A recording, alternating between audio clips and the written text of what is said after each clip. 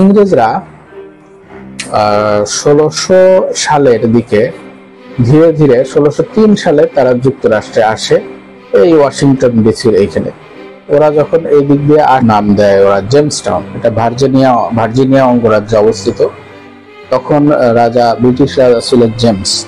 তো জেমসের নাম অনুসারে ওনারা ওই শহরের নাম দেন জেমসটাউন। প্রথম বসতি করে নেয় ইংরেজরা, হ্যাঁ, ইংল্যান্ড থেকে এসে। হ্যাঁ, ওনারা তখন এই পুরো জায়গাটার নাম দেন হলো নিউ ইংল্যান্ড। 13টি অঙ্গরাজ্য নিয়ে নিউ ইংল্যান্ড যাত্রা শুরু করে। আর ফ্রান্স, ওরা নেয় হলো এই যুক্তরাষ্ট্রের মাঝখানের অংশটুকু, বিশেষ করে কানাডা। এই কানাডাটা মূলত ছিল ফ্রান্সের দখলে। কুইবেক প্রদেশটা দেখবেন যে ফরাসি ভাষা অধ্যুষিত অঞ্চল।